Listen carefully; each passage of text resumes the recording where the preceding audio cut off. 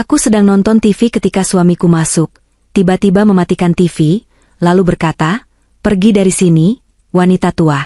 Rumah ini milikku sekarang." Tidak ada siapa-siapa yang membelaku. Aku mengambil kunciku dan pergi. Besoknya, seorang kakek misterius datang mengubah hidupku. Sebelum ceritanya dimulai, silakan tulis di kolom komentar dari daerah mana saja teman-teman yang menonton cerita ini. Jangan lupa like dan subscribe agar channel ini bisa semakin berkembang dan bisa mempersembahkan cerita yang lebih menarik lagi.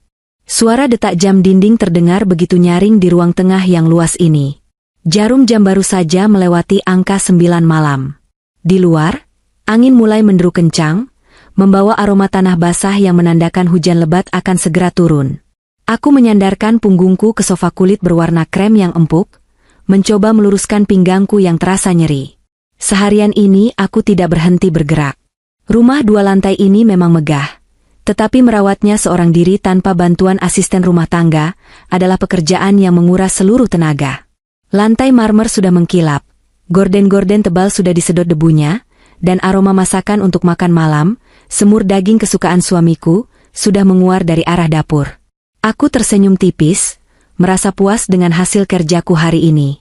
Meskipun lelah, ada kebanggaan tersendiri saat melihat istana kecil kami tertata rapi.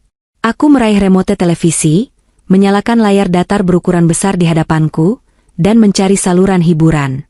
Hanya ini waktu santai yang kumiliki, momen singkat sebelum suamiku pulang dan aku harus kembali melayaninya. Namun, kedamaian itu tidak berlangsung lama. Suara deru mesin mobil terdengar memasuki garasi. Jantungku berdesir, bukan karena rindu yang membuncah seperti 10 tahun lalu, melainkan karena rasa cemas yang entah mengapa selalu muncul akhir-akhir ini setiap kali ia pulang. Doni, suamiku, telah berubah. Kesuksesan bisnis properti yang ia rintis 5 tahun terakhir, telah mengubahnya menjadi sosok yang asing. Sosok yang dingin, kaku, dan seringkali memandangku dengan tatapan merendahkan. Pintu utama terbuka kasar. Langkah kaki yang berat terdengar mendekat ke ruang keluarga. Aku bergegas bangun, merapikan daster batiku, dan menyunggingkan senyum terbaik untuk menyambutnya. "Mas sudah pulang?" Belum sempat aku menyelesaikan kalimatku, Doni sudah berdiri di hadapanku.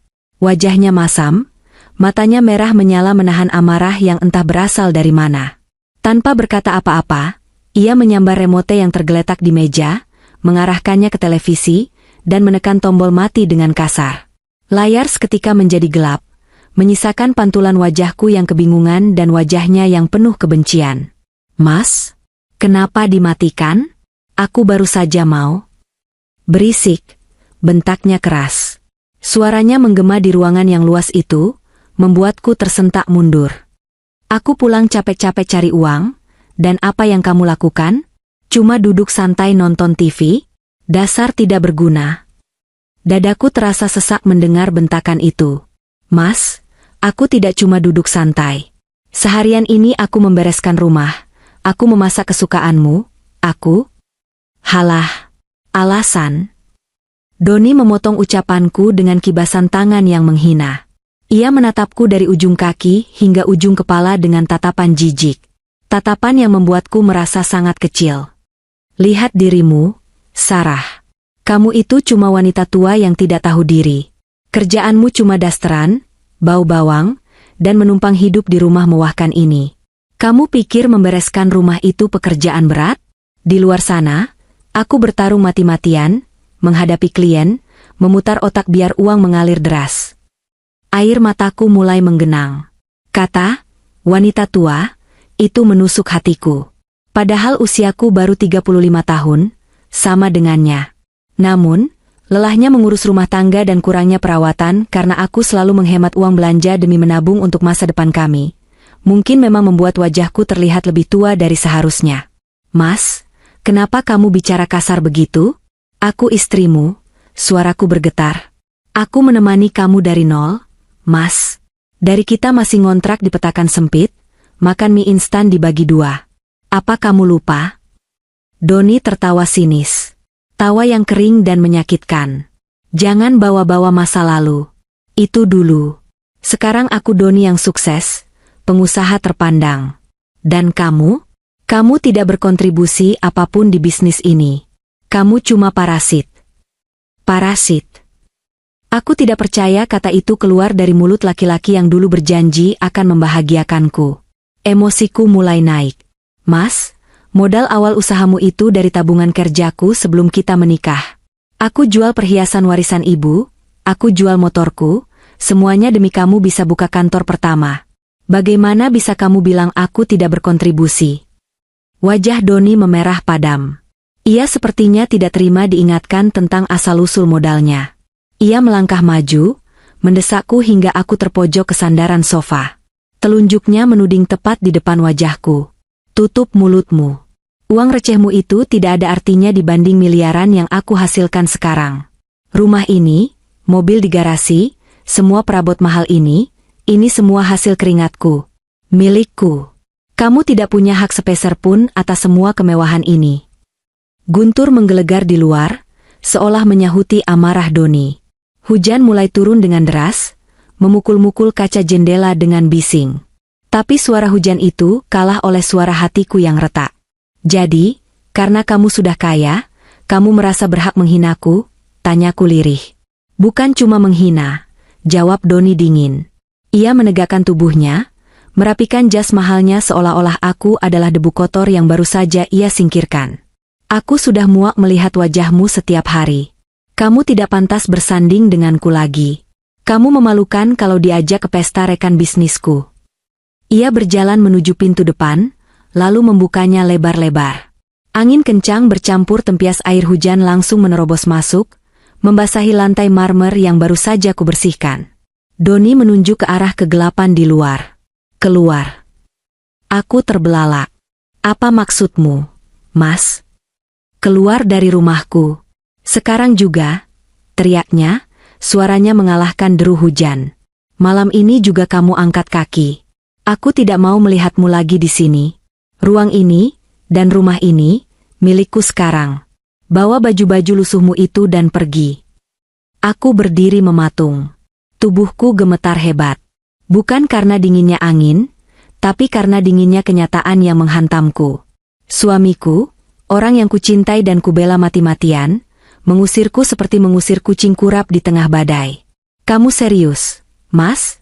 Tanyaku sekali lagi, berharap ini hanya mimpi buruk atau lelucon yang kejam. Kamu mengusir istrimu sendiri di tengah malam begini? Aku tidak pernah main-main, Sarah. Kalau dalam 10 menit kamu belum pergi, aku akan panggil satpam komplek untuk menyeretmu keluar seperti maling. Kata-katanya final. Tidak ada keraguan sedikit pun di matanya. Yang ada hanya kebencian dan keangkuhan. Saat itu aku sadar, Doni yang dulu kucintai sudah mati. Pria di hadapanku ini adalah orang asing yang dikuasai oleh harta dan jabatan. Aku menatapnya lekat-lekat, merekam wajah sombong itu ke dalam ingatanku.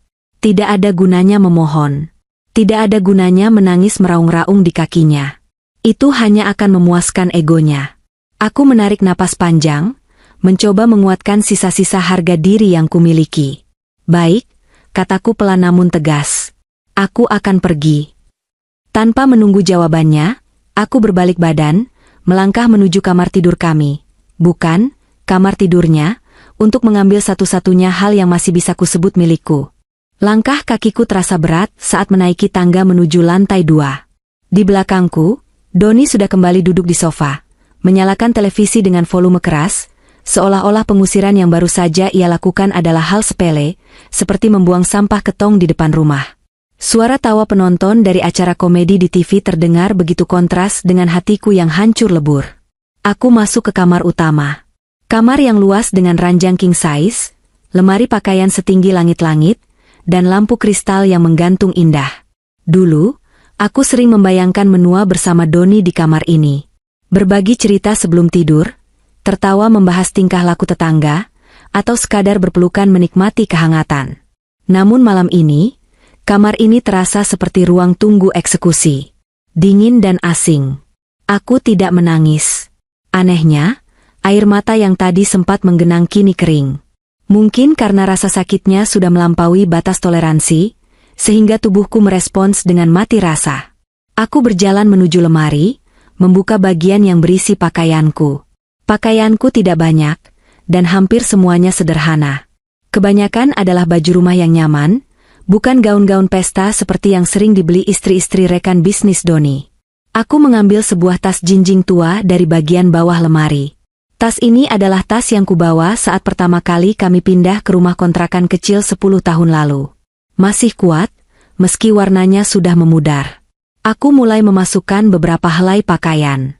Kaos, celana panjang, jaket, dan pakaian dalam seadanya.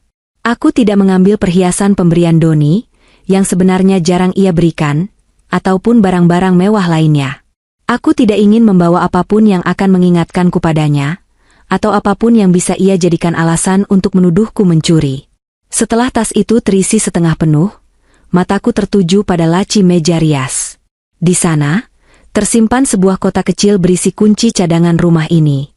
Kunci itu bukan sekadar alat untuk membuka pintu. Dulu, saat rumah ini baru selesai dibangun, Doni menyerahkan kunci ini padaku sambil berkata, "Ini istana kita, sayang. Kamu ratunya." Aku mengambil kunci itu. Besinya terasa dingin di telapak tanganku. Ada dorongan untuk melemparnya ke wajah Doni, atau meninggalkannya begitu saja di meja. Tapi tidak. Aku menggenggamnya erat. Aku membawanya bukan karena aku ingin kembali, tapi sebagai simbol. Simbol bahwa aku pernah memiliki hak di sini. Simbol harga diriku yang tidak bisa ia rampas begitu saja. Kunci ini adalah saksi bisu perjuanganku, dan suatu hari nanti, kunci ini akan menjadi pengingat bagi Doni tentang apa yang telah ia buang. Aku menutup tas, menyampirkannya di bahu, dan menatap pantulan diriku di cermin besar. Wajahku pucat, tanpa riasan, rambutku diikat asal. Tapi mataku menyala. Ada api kecil di sana, api kemarahan yang bercampur dengan tekad. Aku tidak akan mati hanya karena dibuang. Aku, Sarah, wanita yang pernah bertahan hidup hanya dengan makan nasi garam demi menabung untuk suami, pasti bisa bertahan hidup sendiri.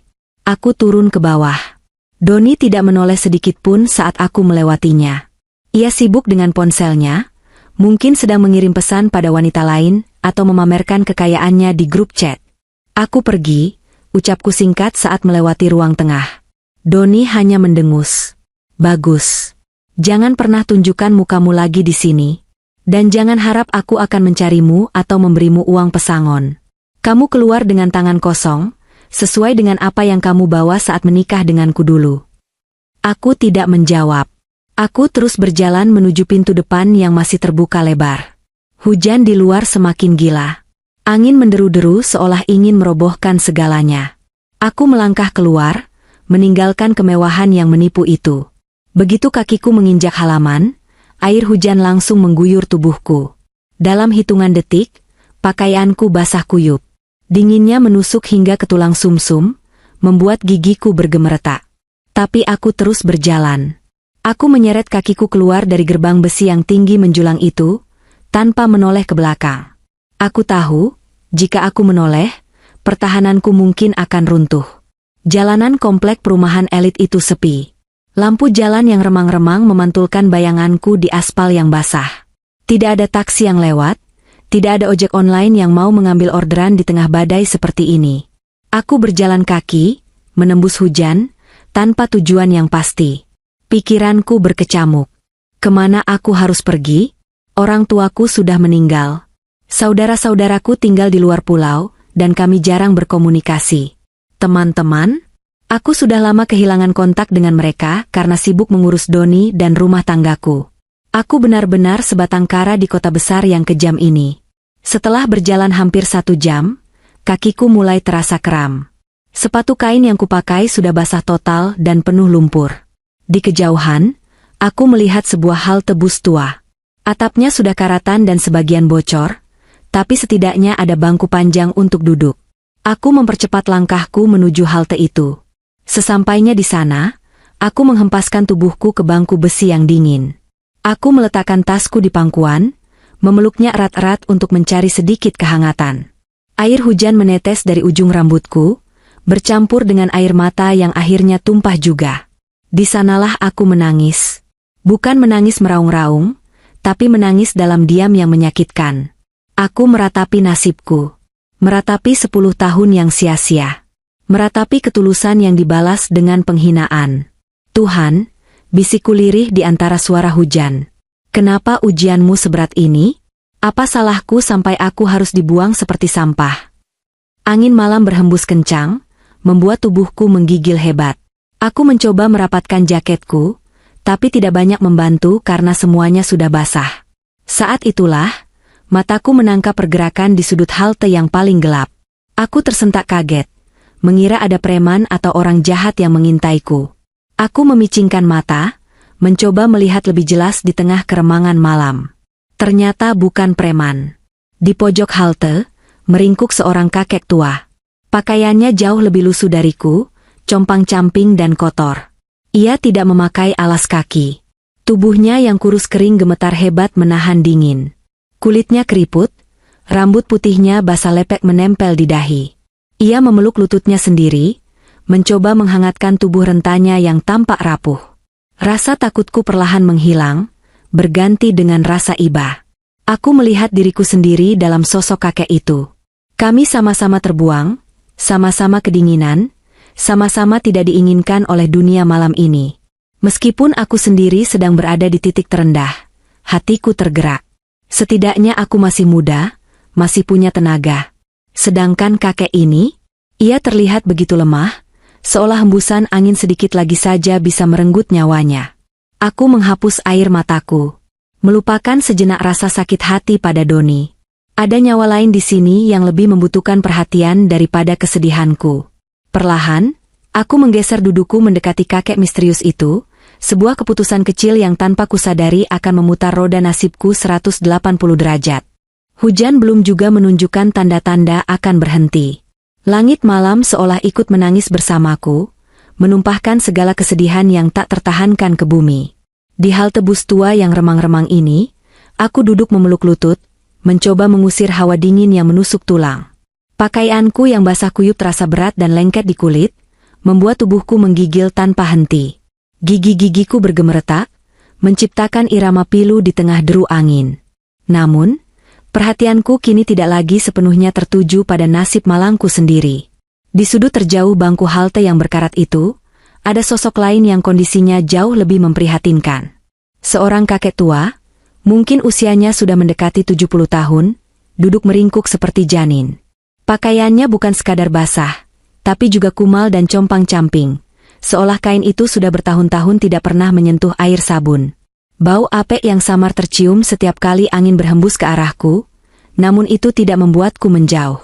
Justru, rasa ibaku semakin membuncah. Aku memperhatikannya diam-diam. Tubuhnya yang kurus kering itu bergetar hebat, jauh lebih hebat daripada getaran tubuhku. Ia tidak mengenakan alas kaki. Kakinya yang keriput dan penuh luka goresan itu, menapak langsung di atas lantai semen halte yang dingin dan becek. Setiap kali ada kilat menyambar, aku bisa melihat wajahnya yang pucat pasi, bibirnya membiru, dan matanya yang terpejam erat menahan siksaan malam ini.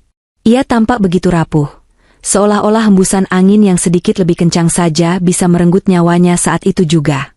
Hati kecilku berteriak. Bagaimana mungkin aku mengeluh tentang nasibku yang diusir dari rumah mewah? Sementara di hadapanku ada seseorang yang mungkin tidak punya rumah sama sekali.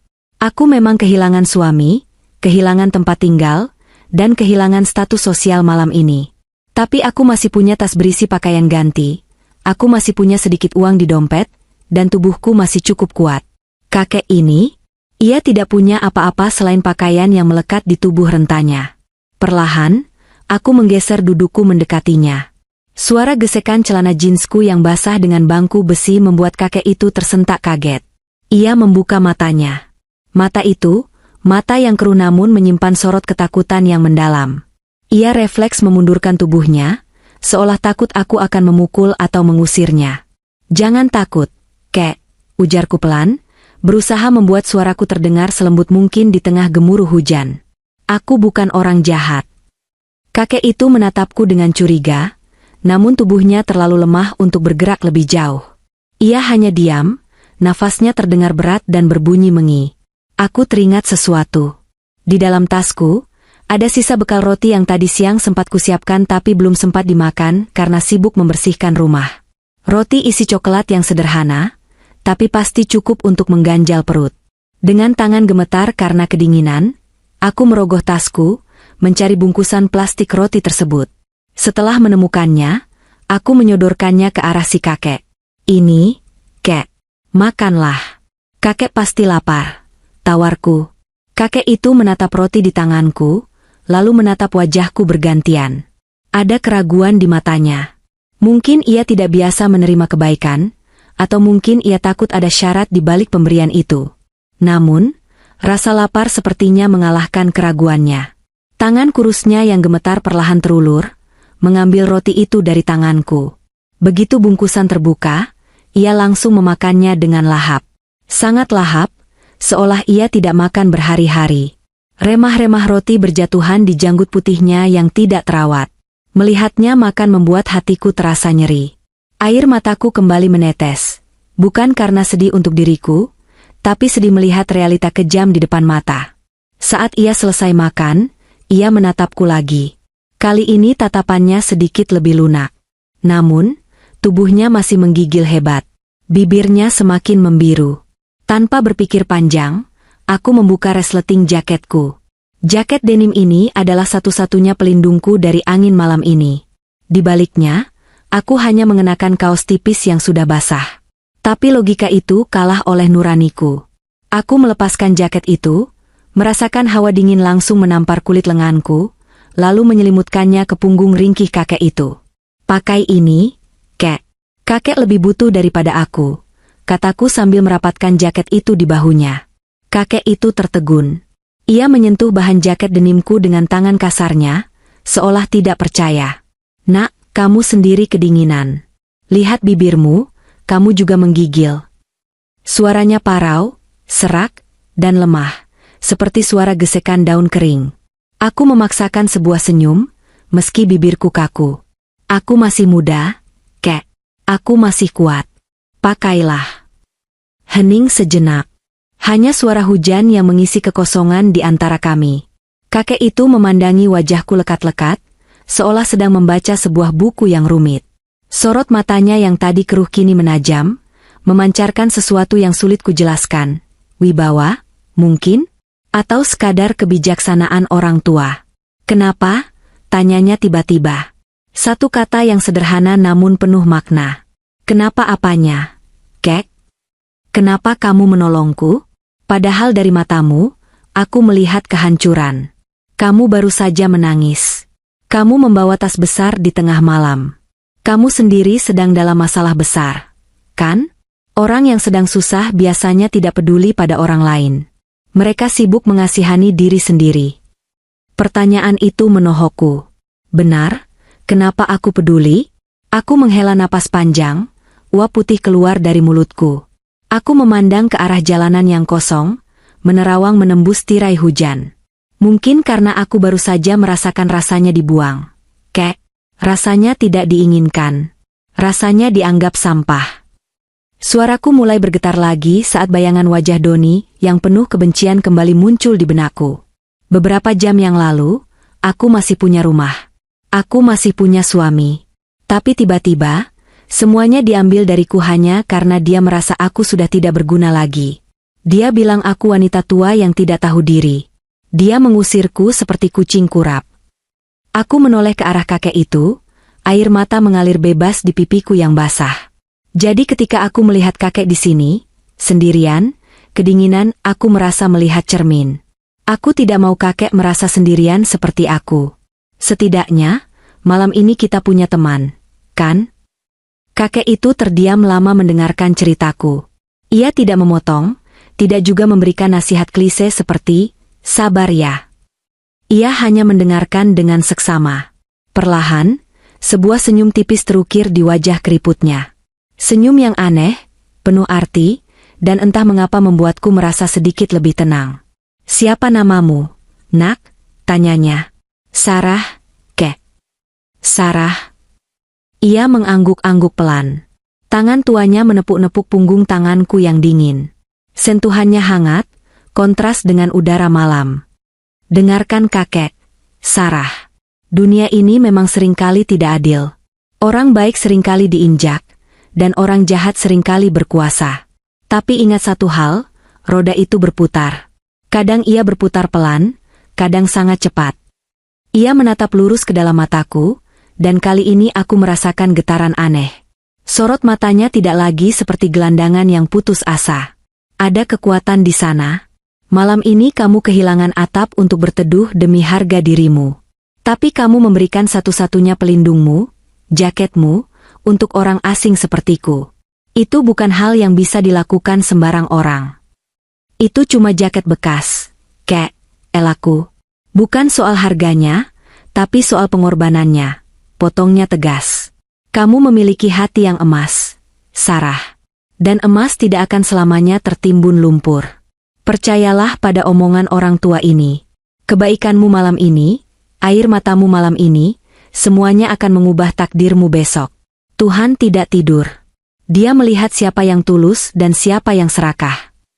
Aku hanya tersenyum getir, menganggap itu hanya ucapan penghibur dari seorang kakek yang baik hati. Terima kasih doanya, Kek. Semoga saja. Sekarang yang penting kita bisa melewati malam ini dulu. Malam semakin larut. Hujan perlahan mereda menjadi gerimis halus. Kami duduk bersisian di halte itu, dua manusia yang terbuang, saling berbagi kehangatan dalam diam. Aku tidak tahu apa yang akan terjadi besok pagi. Yang ku tahu, malam ini aku tidak sendirian. Dan entah mengapa, ucapan kakek misterius itu terus terngiang di kepalaku, memberiku secercah harapan yang entah dari mana asalnya. Bahwa mungkin, hanya mungkin, ini bukan akhir dari ceritaku. Cahaya matahari pagi yang menyilaukan memaksaku membuka mata. Kepalaku terasa berat dan pening, efek dari tidur yang tidak nyenyak dan hawa dingin yang menusuk semalaman. Aku mengerjapkan mata beberapa kali, mencoba mengenali lingkungan sekitarku. Langit-langit ruangan ini tinggi, dicat putih namun sudah mengelupas di sana-sini. Bau obat-obatan dan karbol yang menyengat langsung menusuk hidungku. Perlahan ingatanku kembali. Semalam, setelah hujan reda, ada mobil patroli dinas sosial yang lewat. Mereka melihatku dan kakek Surya, begitu ia menyebut namanya semalam, tertidur di halte. Petugas yang baik hati membawa kami ke rumah singgah atau penampungan umum milik pemerintah kota ini. Aku bangkit dari ranjang besi yang berderit. Di sekelilingku, berjejer ranjang-ranjang serupa yang diisi oleh orang-orang kurang beruntung lainnya. Ada ibu yang menggendong bayinya, ada anak-anak jalanan yang masih tertidur pulas, dan ada lansia yang termenung kosong. Pemandangan ini begitu kontras dengan kamar Muwahu dulu, namun anehnya, aku merasa lebih diterima di sini. Tidak ada yang menatapku dengan jijik atau menghina. Kami semua sama di sini, manusia yang sedang berjuang. Aku mencari sosok kakek Surya. Ranjang di sebelahku kosong, hanya ada selimut tipis yang terlipat rapi, jauh lebih rapi daripada lipatan orang lain di sini. Kemana dia? Perasaan cemas mulai menyergap. Apa dia pergi lagi? Atau dia sakit dan dibawa ke klinik? Baru saja aku hendak bertanya pada petugas yang lewat, tiba-tiba terjadi keributan di pintu depan penampungan. Suara orang-orang berbisik riuh, disusul dengan langkah-langkah kaki yang tegas dan berirama. Ada apa itu? Tanyaku pada seorang ibu di ranjang seberang. Entahlah, Mbak. Katanya ada mobil mewah berhenti di depan. Mobilnya panjang sekali, hitam mengkilap. Orang-orangnya pakai jas semua, seram tapi ganteng, jawab ibu itu dengan mata berbinar penasaran. Jantungku berdegup kencang. Mobil mewah? Jas hitam? Pikiran buruk langsung melintas di benakku. Apakah itu Doni? Apakah dia belum puas menyiksaku dan sekarang mengirim orang untuk memastikan aku benar-benar menderita? Atau dia mau mengambil kembali kunci rumah yang kubawa? Ketakutan membuatku ingin bersembunyi di balik selimut, tapi rasa ingin tahu menahanku. Pintu bangsal terbuka lebar. Masuklah dua orang pria bertubuh tegap dengan setelan jas hitam yang sangat rapi. Di telinga mereka terpasang earpiece seperti agen rahasia di film-film. Kehadiran mereka membuat suasana penampungan yang riuh seketika hening. Semua mata tertuju pada mereka. Mereka tampak begitu asing di tempat kumuh seperti ini, seperti alien yang baru mendarat. Salah satu pria itu, yang tampak seperti pemimpinnya, mengedarkan pandangan ke seluruh ruangan. Tatapannya tajam, menyapu satu persatu wajah penghuni penampungan. Ketika matanya bertemu denganku, ia berhenti. Ia mengangguk kecil pada rekannya, lalu berjalan lurus ke arahku. Lututku gemetar. Aku mundur selangkah hingga punggungku menabrak dinding. "Mau apa kalian?" tanyaku dengan suara tercekat. "Kalau kalian suruhan Doni, bilang padanya aku tidak membawa apa-apa selain bajuku."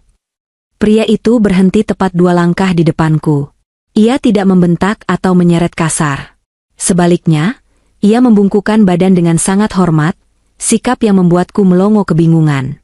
"Selamat pagi, Ibu Sarah," sapanya dengan suara bariton yang sopan namun tegas. "Mohon maaf jika kehadiran kami mengejutkan Ibu. Kami diperintahkan untuk menjemput Ibu." "Menjemput? Siapa yang menyuruh kalian? Doni?" Pria itu tersenyum tipis. "Bukan, Bu. Tuan besar yang menyuruh kami. Beliau sudah menunggu Ibu di kediaman. Mohon Ibu bersedia ikut kami. Barang-barang Ibu biar kami yang bawa." Tanpa menunggu persetujuanku, rekannya dengan sigap mengambil tas jinjingku yang tergeletak di lantai. Mereka memperlakukannya seolah tas butut itu berisi berlian. Aku yang masih dalam kondisi shock hanya bisa menurut saat mereka mempersilakanku jalan. Lagi pula, aku tidak punya kuasa untuk melawan 2 raksasa ini. Aku digiring keluar dari penampungan. Di halaman depan, benar saja, terparkir sebuah mobil sedan hitam super mewah. Bukan mobil biasa, ini adalah jenis mobil yang harganya mungkin bisa membeli 10 rumah Doni. Lambang di kap mesinnya berkilau memantulkan sinar matahari, Rolls-Royce. Orang-orang di sekitar penampungan berkerumun menonton dengan mulut menganga. Pintu belakang mobil dibuka oleh supir bersarung tangan putih. Aku masuk dengan canggung, takut pakaianku yang kotor akan menodai jok kulit berwarna krem yang terlihat sangat mahal itu. Aroma di dalam mobil ini begitu harum, campuran antara wangi kulit asli dan parfum kayu yang elegan. AC-nya sejuk, musik klasik mengalun pelan. Rasanya seperti masuk ke dunia lain. Sepanjang perjalanan, aku hanya diam membisu. Pikiranku berkecamuk menebak-nebak siapa Tuan besar ini. Apakah dia musuh Doni? Atau malah rekan bisnisnya yang ingin memanfaatkan aku? Mobil melaju membelah kemacetan kota, menuju kawasan elit yang bahkan lebih elit dari perumahan tempat tinggalku dulu. Kami memasuki gerbang sebuah mansion. Bukan rumah, tapi istana, yang dikelilingi taman luas dan air mancur. Mobil berhenti di depan lobi utama yang disangga pilar-pilar marmer raksasa. Pintu dibukakan. Aku turun dengan kaki gemetar. Para pelayan berbaris rapi menyambut kedatanganku, menundukkan kepala saat aku lewat. Aku merasa seperti Cinderella yang salah masuk dongeng. "Lewat sini, Bu Sarah," ujar pria berjas tadi, membimbingku menuju sebuah ruangan besar. Perpustakaan pribadi. Dindingnya dipenuhi rak buku setinggi langit-langit. Di tengah ruangan, terdapat meja kerja dari kayu jati yang sangat besar. Kursi kebesarannya membelakangiku, menghadap ke jendela besar yang menampilkan pemandangan taman belakang. "Tuan, Ibu Sarah sudah datang," lapor pria itu, lalu mundur dan menutup pintu, meninggalkan aku berdua dengan sosok di kursi itu. Kursi itu berputar perlahan. Jantungku serasa berhenti berdetak.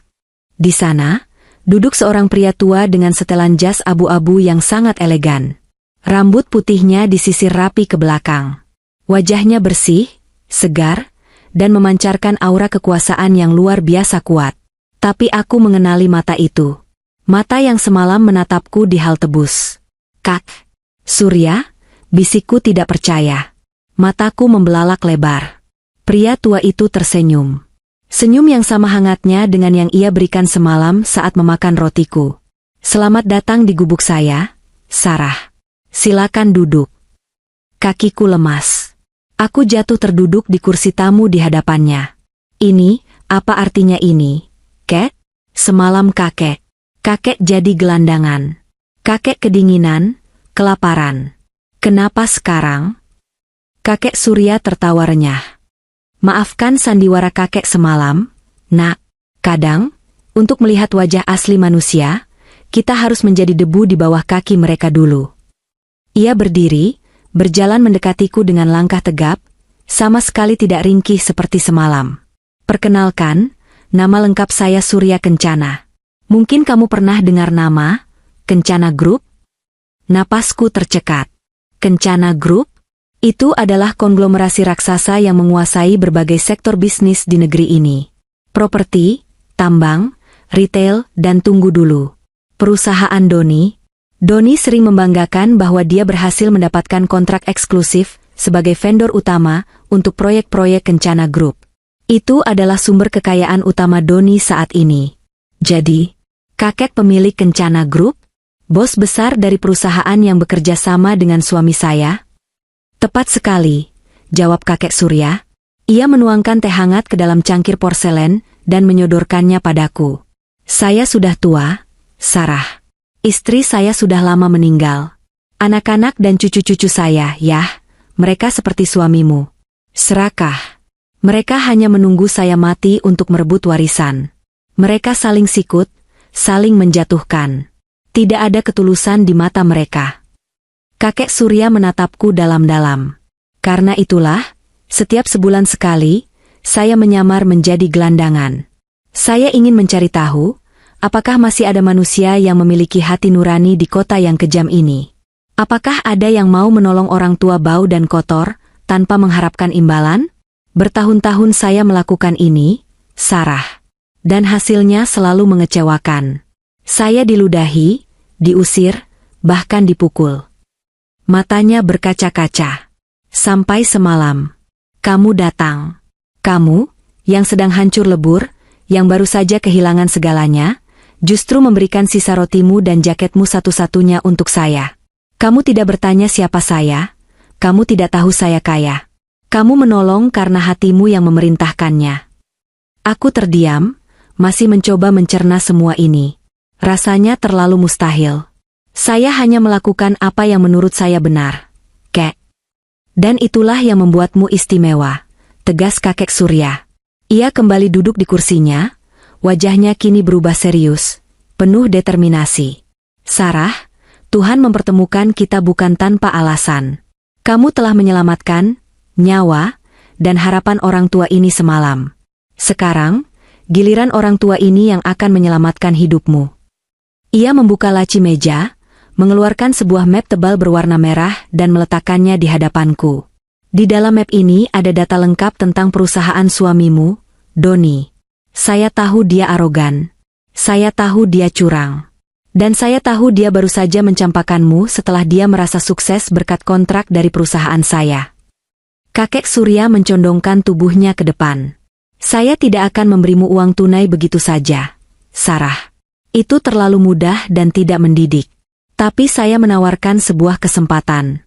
Kesempatan untuk membalas rasa sakit hatimu dengan cara yang elegan. Kesempatan untuk membuktikan pada Doni bahwa dia membuang berlian demi memungut kerikil. Maksud kakek? Tanyaku bingung. Saya ingin kamu bekerja dengan saya. Saya akan melatihmu, membimbingmu, dan menjadikanmu pemimpin di salah satu anak perusahaan saya yang memegang kendali atas nasib kontrak Doni. Kita akan buat dia berlutut, bukan dengan kekerasan, tapi dengan kekuasaan yang dia puja-puja itu. Kakek Surya mengulurkan tangannya padaku. Bagaimana, Sarah? Apakah kamu siap menghapus air matamu dan menjadi wanita yang baru? Wanita yang tidak bisa diinjak-injak lagi oleh siapapun. Aku menatap tangan tua yang berkuasa itu. Bayangan pengusiran semalam kembali berputar.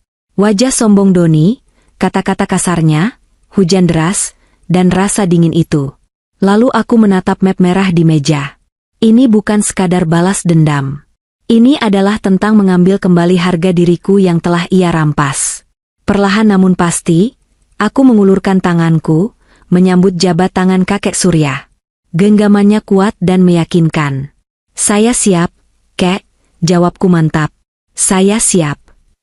Hari-hari pertamaku di kediaman kakek Surya bukanlah liburan mewah, seperti yang mungkin dibayangkan orang. Ini adalah kawah Chandra di muka. Sebuah kamp pelatihan mental dan fisik yang dirancang khusus untuk membunuh Sarah si ibu rumah tangga yang lemah, dan melahirkan Sarah sang eksekutif yang tak tersentuh. Kakek Surya menepati janjinya. Dia tidak memberiku uang cuma-cuma untuk berfoya-foya. Sebaliknya, dia memberiku jadwal yang lebih padat daripada saat aku mengurus rumah tangga Doni. Setiap pagi, pukul 5 subuh, aku sudah harus bangun. Bukan untuk ke pasar atau mencuci piring, melainkan untuk berolahraga dan membaca koran bisnis. Kakek Surya bilang, kesehatan fisik adalah fondasi mental yang kuat. Kamu tidak bisa memimpin perusahaan jika tubuhmu ringkih dan matamu tidak awas melihat peluang. Minggu pertama adalah neraka bagiku. Otakku yang selama 10 tahun hanya diisi dengan resep masakan, harga cabai, dan jadwal sinetron, kini dipaksa mencerna grafik saham, neraca keuangan, dan strategi negosiasi. Aku belajar langsung dari kakek Surya di ruang kerjanya yang megah. Dia guru yang sabar namun tegas. Jika aku salah membaca laporan, dia tidak akan memarahiku, tapi dia akan menyuruhku membacanya ulang sampai 100 kali hingga aku paham letak kesalahannya. Bisnis itu seperti perang. Sarah, ujarnya suatu sore saat aku hampir menyerah karena pusing melihat deretan angka. Doni bisa sukses bukan karena dia pintar, tapi karena dia licik dan berani mengambil risiko. Kamu punya ketelitian yang tidak dia miliki. Gunakan itu. Pelajari kelemahan lawanmu dari detail terkecil yang sering mereka abaikan. Kata-kata itu membakar semangatku. Aku teringat bagaimana Doni selalu meremehkanku, mengatakan aku bodoh dan tidak tahu apa-apa soal mencari uang. Dendam itu menjadi bensin yang membuatku tetap terjaga hingga larut malam, melahap buku-buku manajemen dan hukum bisnis. Setelah 2 minggu penggemblengan mental, tibalah saatnya transformasi fisik. Kakek Surya memanggil tim penata gaya profesional ke Menshan. Aku berdiri di depan cermin besar, menatap bayanganku sendiri. Wanita di cermin itu terlihat lelah. Rambutnya panjang tak beraturan karena sudah lama tidak ke salon, wajahnya kusam, dan postur tubuhnya membungkuk. Kebiasaan karena sering merasa rendah diri di depan suami. Potong semuanya, pintaku pada penata rambut. Aku tidak mau melihat Sarah yang lama lagi. Rambut panjangku yang dulu sangat disukai Doni karena katanya membuatku terlihat penurut, kini dipangkas habis menjadi model bob pendek yang tajam dan asimetris. Model rambut ini mempertegas garis rahangku, membuatku terlihat lebih berkarakter dan modern. Rambutku dicat warna coklat gelap yang berkilau, menghilangkan uban-uban dini yang muncul karena stres. Selanjutnya adalah pakaian. Semua daster dan kaos longgarku dibuang disumbangkan. Gantinya adalah deretan blazer, kemeja sutra, celana bahan yang pas di kaki, dan rok pensil yang elegan. Warna-warna pastel yang lembut diganti dengan warna-warna tegas. Biru dongker, hitam, merah marun, dan putih bersih. Saat aku mengenakan setelan blazer berwarna biru laut dengan sepatu hak tinggi, aku nyaris tidak mengenali diriku sendiri. Posturku otomatis menjadi tegak. Tatapanku menjadi lebih tajam. Luar biasa. Puji kakek Surya saat melihat hasil akhirnya. Sekarang kamu terlihat seperti seseorang yang bisa memecat 10 orang sebelum sarapan. Aku siap, Kek, jawabku sambil tersenyum. Senyum yang bukan lagi senyum melayani, tapi senyum percaya diri. Hari pelantikan pun tiba. Kakek Surya menunjukku sebagai direktur operasional di PT Kencana Mitra Utama, anak perusahaan yang khusus menangani vendor dan kontraktor luar. Dan tebak siapa vendor terbesar yang kontraknya ada di bawah pengawasanku? Benar, perusahaan Doni, PT Bangun Jaya Sentosa. Hari pertamaku masuk kantor, aku merasa gugup luar biasa. Gedung pencakar langit di pusat kota itu terlihat mengintimidasi. Namun, begitu aku melangkah keluar dari mobil mewah dengan dikawal ajudan, para pegawai menyambutku dengan hormat. Mereka menundukkan kepala, memanggilku Ibu Sarah. Tidak ada yang membentakku, tidak ada yang menyuruhku membuat kopi. Di sini, akulah yang memegang kendali. Aku duduk di kursi kebesaranku di lantai 20. Pemandangan kota Jakarta terhampar luas di balik kaca jendela. Di mejaku, sudah menumpuk berkas-berkas yang harus kuteken. Tapi ada satu berkas yang paling kucari. Berkas berwarna biru dengan label PT Bangun Jaya Sentosa. Tanganku sedikit gemetar saat membuka map itu. Di dalamnya tertera detail kontrak kerjasama antara perusahaan kakek Surya dan perusahaan Doni. Nilainya miliaran rupiah. Ini adalah nyawa bagi gaya hidup mewah Doni. Tanpa kontrak ini, dia akan tamat. Aku mulai membaca laporannya dengan teliti, menggunakan ilmu yang diajarkan kakek Surya. Mataku menyipit saat menemukan beberapa kejanggalan. Laporan progres pembangunan yang tidak sesuai dengan foto lapangan. Spesifikasi bahan bangunan yang diturunkan kualitasnya, markup anggaran. Dan yang paling parah, ada indikasi keterlambatan pembayaran upah buruh di proyek, padahal dana dari pusat sudah cair. Dasar serakah, desisku pelan. Doni tidak hanya mengkhianatiku, dia juga mencurangi pekerjaannya. Dia pikir karena dia sudah kenal lama dengan manajemen lama, dia bisa main mata. Dia tidak tahu bahwa manajemen sudah berganti. Dan, mata yang mengawasinya sekarang adalah mata istri yang dia buang. Aku menekan tombol interkom di mejaku. Mbak Rini, tolong ke ruangan saya sebentar. Sekretarisku masuk dengan sigap. Ya, Bu Sarah, ada yang bisa saya bantu. Tolong buatkan surat resmi untuk PT Bangun Jaya Sentosa. Isinya adalah pemberitahuan penangguhan pembayaran termin ketiga dan pembekuan kontrak sementara untuk audit internal. Katakan ada ketidaksesuaian data lapangan. Wajah Rini tampak sedikit terkejut.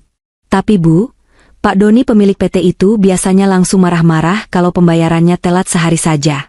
Dia dekat dengan direktur lama. Aku menatap Rini dengan tatapan dingin yang kupelajari dari cermin. Direktur lama sudah pensiun, Mbak Rini. Sekarang saya yang bertanggung jawab. Kalau dia marah, suruh dia mengajukan keberatan secara resmi. Lakukan saja perintah saya. Baik, Bu Sarah. Segera saya kerjakan. Rini mundur dengan takut-takut. 1 jam kemudian, telepon di meja Rini, yang bisa kudengar dari balik pintu, berdering tak henti-henti. Aku bisa mendengar suara Rini yang panik mencoba menjelaskan, dan suara teriakan laki-laki dari seberang sana. Suara yang sangat kukenal. Suara Doni. Aku membayangkan wajahnya sekarang. Pasti merah padam. Urat lehernya pasti menonjol keluar. Dia pasti sedang membanting telepon atau memaki stafnya. Dia butuh uang itu untuk membayar cicilan mobil sport barunya, atau mungkin membelikan tas mewah untuk selingkuhannya. Dan sekarang, keran uang itu kututup rapat-rapat. Aku memutar kursi menghadap jendela, menyesap teh hangatku. Rasanya nikmat sekali. Jauh lebih nikmat daripada saat aku berhasil memasak rendang yang empuk untuknya. Ini baru permulaan, Doni. Kamu baru merasakan sedikit guncangan. Tunggu sampai kamu tahu siapa yang mengguncang perahumu. Sore harinya, kakek Surya meneleponku. Kerja bagus, Sarah. Doni sudah menelepon pusat, dia panik setengah mati. Dia minta pertemuan darurat dengan pimpinan tertinggi untuk klarifikasi. Apa yang harus saya lakukan, Kek? Tanyaku. Kita beri dia apa yang dia minta. Kita undang dia makan malam bisnis besok lusa. Katakan padanya bahwa direksi baru ingin bertemu langsung untuk meninjau kelayakan perusahaannya. Jantungku berdegup kencang. Bertemu Doni? Setelah sebulan? Apakah aku siap? Aku melihat pantulan wajah baruku di kaca jendela. Rambut pendek, riasan elegan, blazer mahal. Sarah yang dulu sudah mati di halte bus malam itu. Atur saja waktunya, Kek, jawabku mantap. Aku sudah tidak sabar melihat wajahnya. Malam itu, udara terasa begitu dingin, namun darah di tubuhku mendidih karena campuran antara gugup dan antusiasme. Grand Ballroom Hotel Mulia dipilih sebagai lokasi pertemuan. Kakek Surya sengaja menyewa ruang VVIP yang tertutup dan eksklusif. Lampu kristal raksasa menggantung di langit-langit, membiaskan cahaya keemasan ke seluruh penjuru ruangan. Meja panjang dari kayu mahoni telah disiapkan, lengkap dengan peralatan makan perak yang berkilau. Semuanya diseting untuk mengintimidasi siapapun yang masuk ke sini, untuk menunjukkan siapa yang memegang kuasa. Aku berdiri di depan cermin toilet di lantai lobi, memastikan penampilanku sempurna. Malam ini, aku mengenakan gaun terusan selutut berwarna merah marun, warna keberanian, warna yang dominan. Potongannya sederhana namun elegan, memperlihatkan lekuk tubuhku yang ternyata masih bagus setelah dirawat dengan benar selama sebulan ini. Sepatu stiletto hitam setinggi 7 cm membuat kakiku jenjang. Riasan wajahku bold, dengan lipstik merah yang senada dengan gaunku. Tidak ada lagi Sarah yang berminyak dan bau bawang. Tarik napas. Sarah, bisikku pada diri sendiri. Kamu bukan istrinya lagi. Kamu adalah atasannya. Ponselku bergetar. Pesan dari ajudan kakek Surya, target sudah tiba di lobi. Sedang menuju ruangan. Aku segera keluar dari toilet dan masuk ke ruangan VVIP melalui pintu samping yang terhubung dengan ruang istirahat pribadi. Sesuai rencana, aku tidak akan langsung duduk di meja utama. Aku akan menunggu di ruangan sebelah, mendengarkan pembicaraan awal mereka, dan keluar di saat yang tepat untuk memberikan efek kejut maksimal. Dari balik celah pintu yang sedikit terbuka, aku bisa melihat kakek Surya sudah duduk di ujung meja utama. Ia mengenakan setelan jas formal, terlihat sangat berwibawa. Tidak ada lagi jejak gelandangan lusuh yang kutemui di halte. Pintu utama ruangan terbuka. Suara langkah kaki yang terburu-buru terdengar. Doni masuk. Aku menahan napas saat melihatnya. Dia masih sama seperti terakhir kali aku melihatnya. Sombong, tapi kali ini ada aura kecemasan yang kuat menyelimutinya. Dia mengenakan jas mahalnya, tapi dasinya sedikit miring, dan ada keringat di dahinya. Rupanya pembekuan dana benar-benar membuatnya stres. "Selamat malam, Pak Surya," sapa Doni dengan nada yang dibuat semanis mungkin. Dia membungkuk hormat, mencoba menjilat. Suatu kehormatan bagi saya bisa diundang makan malam langsung oleh Bapak. Saya kaget sekali ketika sekretaris Bapak menghubungi saya. Kakek Surya tersenyum tipis, senyum pengusaha yang sulit ditebak. "Silakan duduk, Pak Doni. Saya dengar Anda sedang gelisah karena masalah administrasi di anak perusahaan kami." Doni duduk dengan gelisah. "Ah, iya Pak. Itu dia. Saya rasa ada kesalahpahaman. Staf Bapak di PT Kencana Mitra Utama tiba-tiba membekukan kontrak saya. Padahal proyek berjalan lancar. Saya sudah bertahun-tahun jadi mitra, Pak. Tidak pernah ada masalah. Saya yakin ini cuma kesalahan sistem atau mungkin direktur baru yang Bapak tunjuk itu belum paham cara kerja di lapangan." Darahku mendidih mendengar dia meremehkanku, walau dia belum tahu itu aku. Kebiasaan Doni, selalu menyalahkan orang lain dan merasa dirinya paling benar. "Oh begitu." Kakek Surya menyesap air putihnya dengan santai. "Laporan yang masuk ke saya justru mengatakan ada penurunan kualitas material dan keterlambatan upah buruh. Apa itu benar, Pak Doni?" Wajah Doni memucat sekilas, tapi dia segera menutupinya dengan tawa canggung. "Fitnah itu, Pak, biasa, persaingan bisnis. Ada kontraktor lain yang iri dengan kesuksesan saya. Bapak tahu kan, pohon semakin tinggi anginnya semakin kencang. Saya jamin kualitas saya nomor 1. Rumah saya saja mewah, Pak, hasil dari kerja keras menjaga kualitas. Istri saya, maksud saya, keluarga saya sangat menikmati hasil kerja keras ini." Aku ingin muntah mendengarnya menyebut keluarga dan rumah. Dia lupa dia baru saja membuang keluarganya sebulan yang lalu. "Baiklah," potong kakek Surya. "Saya orang tua yang sibuk, Pak Doni. Saya tidak mengurusi detail teknis. Saya sudah menyerahkan wewenang penuh kepada direktur utama baru di anak perusahaan tersebut. Keputusan lanjut atau tidaknya kontrak Anda ada di tangan beliau. Malam ini, saya pertemukan Anda dengannya agar jelas." Doni tampak lega. Mungkin dia berpikir dia bisa menyuap atau melobi direktur baru ini, seperti yang biasa dia lakukan. "Tentu, Pak. Di mana beliau? Saya akan jelaskan semuanya. Saya yakin beliau orang yang bijaksana dan bisa diajak bekerja sama." Dia menekankan kata bekerja sama dengan nada licik. Kakek Surya menoleh ke arah pintu tempatku bersembunyi. Ia mengangguk pelan. "Silakan masuk, Ibu Direktur." Itu kodeku. Aku mendorong pintu perlahan. Suara ketukan sepatu hak tinggiku menggema di lantai marmer yang sunyi. Ta, ta, ta. Iramanya tegas, mengintimidasi. Doni menoleh ke arah suara. Awalnya, dia menyipitkan mata, mencoba mengenali sosok wanita bergaun merah yang berjalan anggun ke arahnya. Cahaya lampu kristal menyinari wajahku saat aku semakin dekat. 1 detik, 2 detik. Mata Doni membelalak lebar. Mulutnya terbuka, tapi tidak ada suara yang keluar. Gelas air yang sedang dipegangnya terlepas dari tangan, jatuh ke meja, dan menumpahkan isinya membasahi taplak meja yang putih bersih. Prang! Gelas itu menggelinding, tapi Doni tidak peduli. Dia seperti melihat hantu. Sa. Suaranya tercekat di tenggorokan. Wajahnya yang tadi merah karena mencoba ramah, kini berubah pucat pasi seperti mayat. Dia berdiri dari kursinya dengan lutut gemetar, hampir menjatuhkan kursi itu ke belakang. Aku berhenti tepat di seberang meja, menatapnya lurus-lurus dengan tatapan dingin dan tajam. Tidak ada senyum.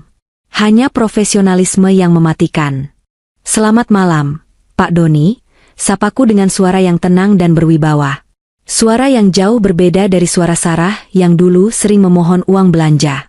"Perkenalkan, saya Sarah, Direktur Operasional PT Kencana Mitra Utama yang bertanggung jawab atas kontrak Anda." Doni mengucek matanya, seolah tidak percaya.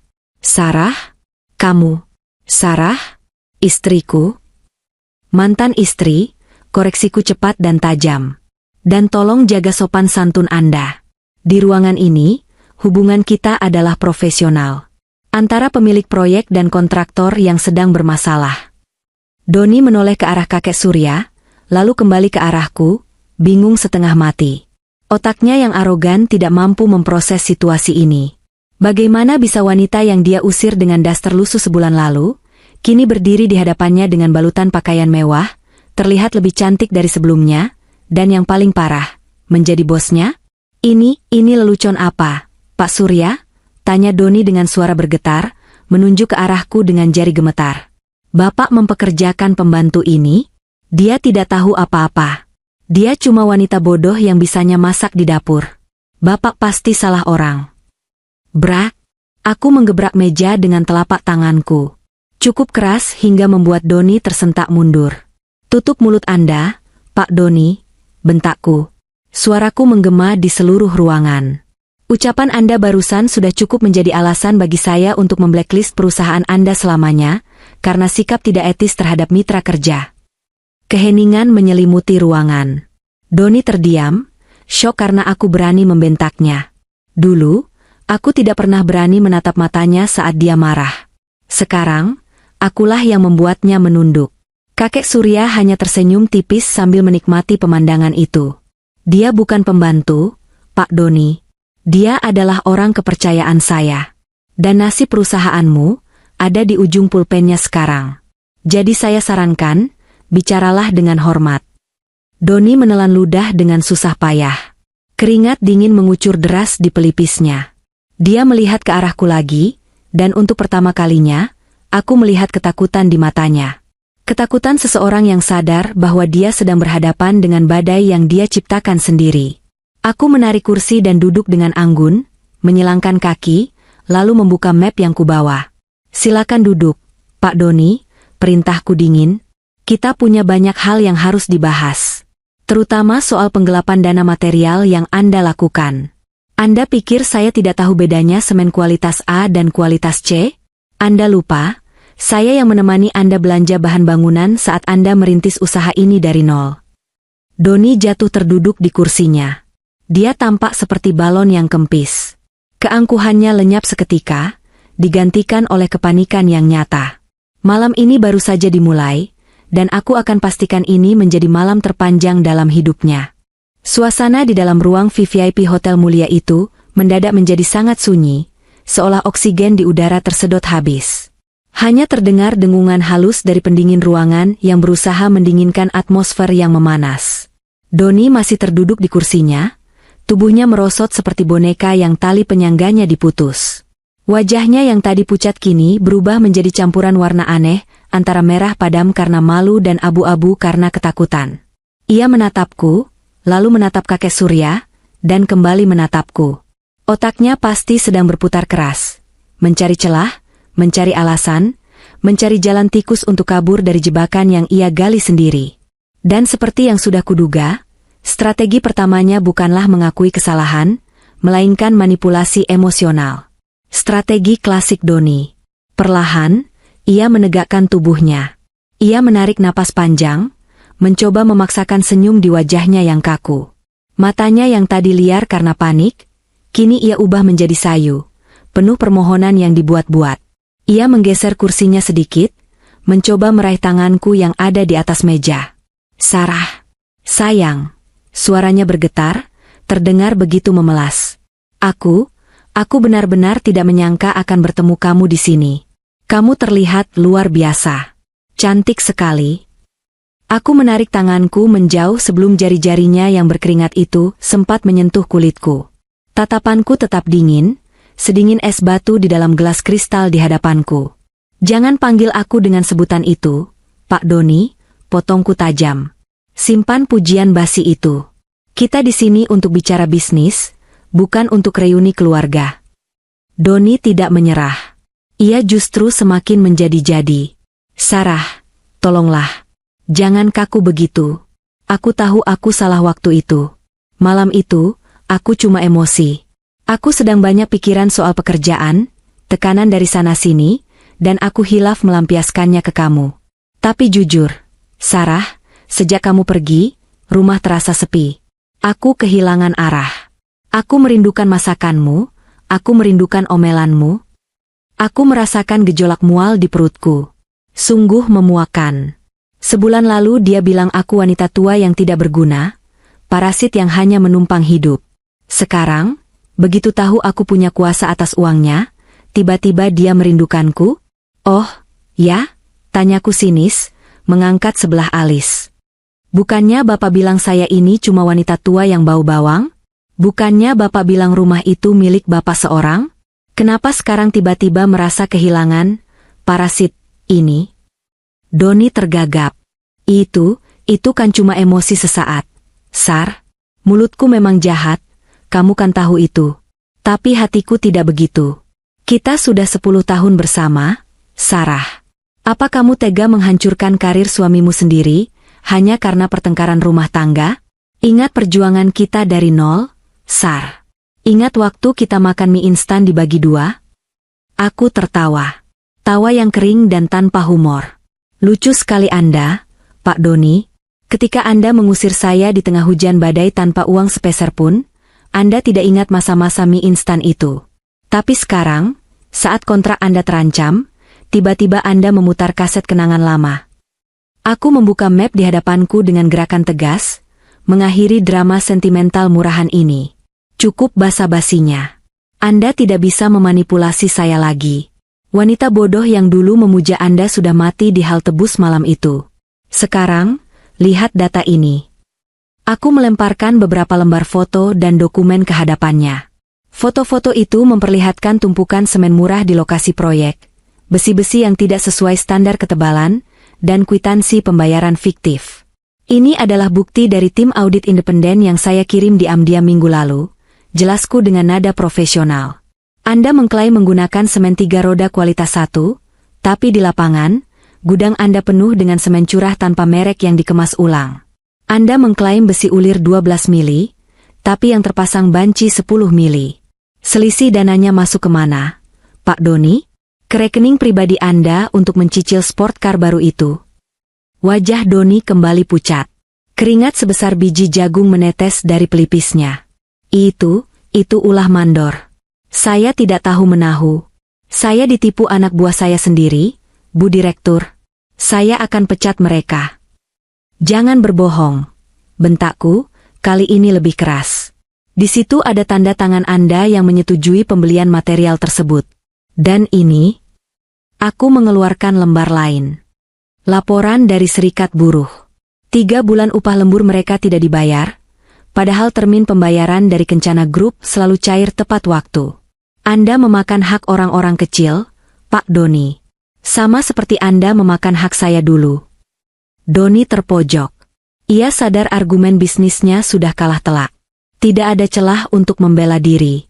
Ia menunduk dalam, tangannya meremas taplak meja. Namun, Doni tetaplah Doni.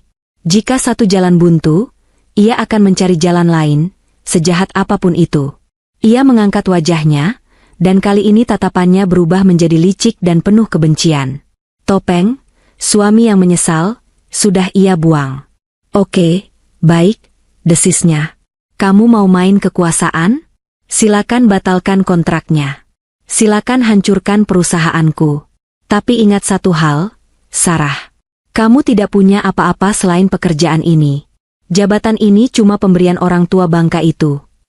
Ia menunjuk kakek Surya dengan kasar. Sedangkan aku, Doni menepuk dadanya dengan sombong. Aku masih punya aset. Aku masih punya rumah mewah itu. Rumah yang kamu rawat 10 tahun tapi tidak punya hak milik sedikit pun. Setidaknya, kalau aku jatuh miskin, aku masih punya atap megah untuk berteduh. Sedangkan kamu, kalau Pak Surya mati atau memecatmu, kamu akan jadi gelandangan lagi. Aku terdiam sejenak, menatapnya dengan rasa kasihan. Kasihan karena kebodohannya. Tiba-tiba, suara tawa berat terdengar dari ujung meja. Kakek Surya tertawa. Bukan tawa mengejek, tapi tawa seseorang yang memegang kartu as di akhir permainan poker. Rumah? Tanya kakek Surya sambil menyeka sudut matanya. Pak Doni, Anda yakin sekali rumah itu milik Anda? Doni mengerutkan kening, bingung dengan reaksi santai kakek Surya. Tentu saja.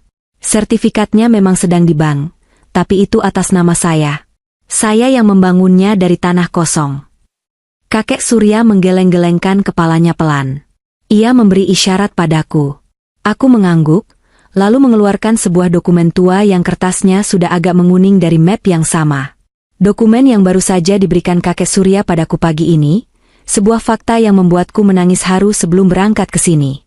Bacalah, Pak Doni, kataku sambil menyodorkan dokumen itu. Baca bagian riwayat tanah. Doni menyambar kertas itu dengan kasar. Matanya bergerak cepat membaca baris demi baris tulisan di sana. Semakin lama ia membaca, semakin lebar matanya membelalak. Tangannya mulai gemetar hebat, kali ini lebih parah dari sebelumnya. Kertas itu terlepas dari tangannya dan melayang jatuh ke lantai. Tidak mungkin. Bisiknya parau. Ini palsu. Itu asli, sela kakek Surya dengan suara berwibawa yang menggelegar. Tanah tempat rumahmu berdiri itu, statusnya adalah hak guna bangunan di atas hak pengelolaan lahan milik Yayasan Keluarga Kencana. Dulu, 30 tahun lalu, ayah saya meminjamkan tanah itu kepada seorang karyawan setianya yang sangat jujur, untuk ditinggali seumur hidup. Karyawan itu bernama Pak Haryo. Kakek Surya menatapku hangat. Pak Haryo adalah ayah kandung Sarah. Aku menahan air mata agar tidak tumpah. Ayahku, yang meninggal saat aku masih kuliah, ternyata menyimpan rahasia ini. Kakek Surya kembali menatap Doni dengan tajam. Saat Sarah menikah denganmu, Sarah tidak tahu detail hukum ini karena ayahnya meninggal mendadak. Kamu, dengan liciknya, membujuk Sarah untuk membangun rumah mewah di sana. Mengira tanah itu otomatis jadi milik Sarah dan bisa kamu kuasai. Kamu mengurus sertifikat bangunan, tapi kamu lupa mengecek status tanah dasarnya. Hak penggunaan tanah itu melekat pada garis keturunan Pak Haryo, yaitu Sarah. Dan hak itu bisa dicabut kapan saja jika tanah itu disalahgunakan atau jika pewarisnya ditelantarkan. Aku menatap Doni yang kini terlihat seperti orang yang baru saja tersambar petir di siang bolong. Jadi, secara hukum, lanjutku, suaraku penuh kemenangan, rumah yang kamu banggakan itu berdiri di atas tanah yang hak kelolanya ada pada Yayasan Kakek Surya, dan peruntukannya adalah untuk kesejahteraan saya. Karena kita sudah bercerai dan kamu mengusir saya, Yayasan memutuskan untuk menarik kembali hak penggunaan tanah itu minggu depan. Apa? Teriak Doni histeris. Ia berdiri, menabrak kursinya hingga terjungkal. Kalian tidak bisa melakukan itu. Itu rumahku. Aku habis miliaran untuk membangunnya. Bangunannya milikmu. Silakan kalau mau dibongkar dan dibawa pergi batu batanya. Jawab kakek Surya santai. Tapi tanahnya milik kami. Dan karena kamu terbukti melakukan penggelapan dana perusahaan dalam jumlah besar, saya sudah mengajukan gugatan penyitaan aset ke pengadilan pagi ini. Bank yang memegang sertifikat rumahmu sudah setuju untuk menyita bangunan itu sebagai ganti rugi kerugian negara dan perusahaan. Doni mundur selangkah demi selangkah, wajahnya hancur. Kakinya lemas. Ia ambruk ke lantai, berlutut di atas karpet tebal hotel. Air matanya, air mata ketakutan yang sesungguhnya, mulai menetes. Sarah. Rintihnya, kali ini benar-benar memohon. Ia merangkak mendekatiku, mencoba meraih ujung gaunku. Tolong aku bisa dipenjara, aku bisa jadi gembel. Tolong, jangan lakukan ini. Aku suamimu. Aku minta maaf. Aku akan lakukan apa saja.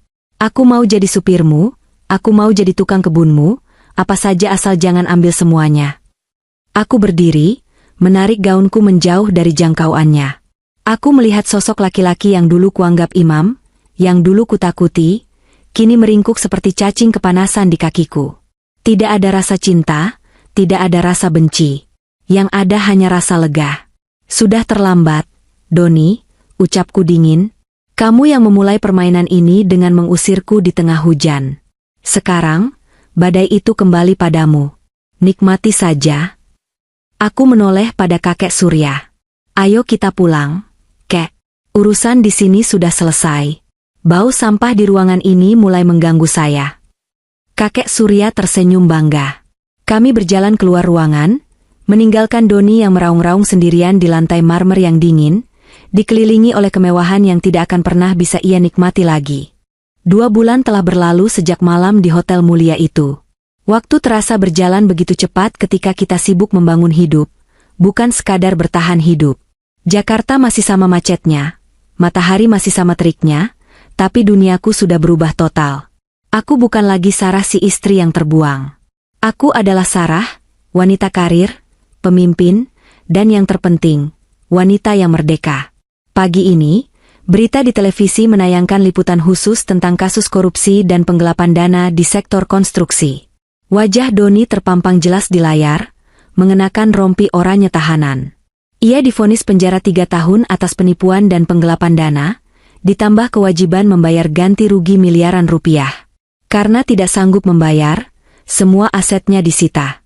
Mobil-mobil mewahnya dilelang, rekeningnya dibekukan, dan tentu saja, rumah kebanggaannya diambil alih oleh bank dan diserahkan pengelolaannya kembali ke Yayasan Kencana.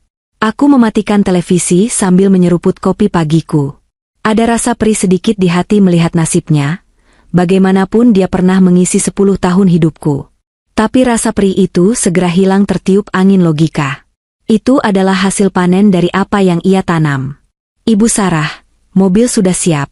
Suara ajudan membuyarkan lamunanku. Terima kasih, Pak. Kita ke lokasi lama dulu sebentar ya, sebelum ke kantor, jawabku. Hari ini adalah hari terakhir sebelum rumah lama itu, rumah tempat aku diusir, resmi dihancurkan. Kakek Surya dan aku sepakat untuk merubuhkan rumah mewah yang penuh kenangan buruk itu. Di atas tanahnya, Yayasan Kencana akan membangun panti asuhan dan rumah singgah untuk wanita korban kekerasan rumah tangga. Sebuah transformasi yang indah, pikirku. Dari tempat penyiksaan batin menjadi tempat penyembuhan. Mobil Rolls-Royce hitam membawaku membelah jalanan menuju komplek perumahan elit itu. Ketika mobil memasuki gerbang komplek, satpam yang dulu sering melihatku berjalan kaki ke pasar dengan daster, kini memberi hormat dengan sikap sempurna. Kami berhenti di depan rumah itu. Rumah yang dulu terlihat begitu megah di mataku, kini tampak suram. Rumput ilalang mulai tumbuh tinggi di halaman, karena tidak terawat selama 2 bulan. Ket temboknya yang putih mulai kusam. Ada pelang besar bertuliskan, disita, yang tertancap di taman depan. Aku turun dari mobil, meminta supir dan ajudan menunggu di luar. Aku ingin masuk sendiri. Aku ingin mengucapkan selamat tinggal. Aku berjalan melintasi halaman berbatu.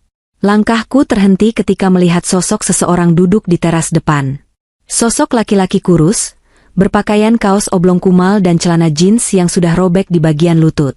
Rambutnya gondrong acak-acakan, wajahnya dipenuhi brewok yang tidak terawat. Itu Doni. Rupanya dia sedang dalam masa penangguhan penahanan sementara menunggu eksekusi penjara minggu depan, atau mungkin dia kabur sejenak hanya untuk melihat rumah ini. Dia duduk memeluk lutut, persis seperti posisiku di halte bus malam itu. Karma memang pelukis yang detail. Doni mendongak saat mendengar langkah kaki. Matanya yang cekung dan berlingkar hitam menatapku. Tidak ada lagi arogansi. Tidak ada lagi kelicikan. Yang tersisa hanya kehampaan yang gelap. Sarah. Suaranya parau, seperti orang yang sudah lama tidak minum air. Aku berhenti 2 meter di depannya. Apa yang kamu lakukan di sini, Doni? Ini properti milik yayasan sekarang. Kamu bisa ditangkap karena menerobos. Doni tertawa lemah. Aku cuma ingin melihatnya untuk terakhir kali. Sar. Rumahku, istanaku. Dia mengelus tiang teras dengan penuh duka. Dulu aku merasa jadi raja di sini. Dan sekarang, Aku tidur di kolong jembatan, Sar. Teman-teman bisnisku menghilang. Selingkuhan yang kubanggakan, dia lari membawa sisa perhiasan begitu tahu aku bangkrut. Tidak ada yang tersisa. Dia menatapku dengan mata berkaca-kaca. Kamu menang, Sarah. Kamu menang telak. Lihat dirimu cantik, kaya, terhormat. Dan lihat aku. Aku tidak merasakan kepuasan dendam lagi. Rasa itu sudah selesai di hotel 2 bulan lalu. Sekarang, yang tersisa hanyalah rasa iba sesama manusia, tapi bukan rasa ingin kembali. Ini bukan soal menang atau kalah, Doni, jawabku tenang. Ini soal menghargai apa yang kita punya. Dulu kamu punya segalanya. Istri yang setia, bisnis yang lancar, rumah yang nyaman. Tapi kamu tidak pernah merasa cukup. Kamu membuang berlian demi mengejar kilauan kaca. Dan sekarang, kaca itu pecah melukaimu. Doni menunduk, air matanya menetes ke lantai teras yang berdebu. Sar, apa tidak ada kesempatan kedua? Sedikit saja. Aku bersedia jadi apa saja. Aku tidak mau dipenjara sendirian. Aku takut, Sar. Aku menggeleng pelan. Setiap perbuatan ada konsekuensinya, Doni. Jalani hukumanmu. Jadikan itu waktu untuk bertobat. Mungkin setelah kamu keluar nanti, kamu bisa menjadi manusia yang lebih baik. Tapi tidak bersamaku. Aku merogoh tasku. Tanganku menyentuh benda logam yang dingin. Kunci rumah cadangan yang kubawa malam itu. Kunci yang menjadi simbol harga diriku selama ini. Aku melangkah maju, lalu meletakkan kunci itu di samping Doni duduk. Ini, kataku. Doni menatap kunci itu dengan bingung. Ini, kamu mengembalikan rumah ini padaku. Harapan semu muncul di matanya. Aku tersenyum tipis, senyum perpisahan. Kunci ini untuk rumah ini, Doni. Tapi rumah ini sudah bukan milik siapa-siapa. Besok bangunan ini akan diratakan dengan tanah. Sama seperti hatiku untukmu. Sudah rata, sudah kosong. Tidak ada lagi tempat bagimu untuk pulang. Wajah Doni kembali runtuh. Harapan itu padam seketika. Dia menyadari makna ucapanku. Kunci itu sekarang tidak berguna. Hanya sepotong logam tanpa fungsi, sama seperti dirinya di mataku. Selamat tinggal, Doni, ucapku tegas. Aku membalikkan badan, melangkah menjauh tanpa menoleh lagi. Di belakangku, terdengar suara tangisan Doni yang pecah, meraung memanggil namaku. Tapi langkahku tidak goyah sedikit pun. Aku masuk ke dalam mobil mewahku. Ajudan menutup pintu dengan lembut. Ke kantor, Bu Sarah? Tanya supir. Ya, Pak. Kita ada rapat penting untuk pembangunan panti asuhan baru, jawabku sambil membuka tablet kerjaku. Mobil melaju meninggalkan rumah tua itu. Aku melihat dari kaca spion, sosok Doni semakin mengecil dan akhirnya hilang di tikungan. Langit Jakarta hari ini cerah sekali. Awan putih berarak pelan di langit biru. Aku menarik napas dalam-dalam, mengisi paru-paruku dengan udara kebebasan. Kakek Surya benar. Kebaikan malam itu telah mengubah takdirku. Tapi bukan hanya karena kakek Surya aku bisa berdiri di sini. Aku bangkit karena aku memilih untuk tidak menyerah. Aku Sarah, dan kisahku baru saja dimulai. Bukan sebagai istri yang terbuang, tapi sebagai wanita yang menemukan kekuatannya sendiri.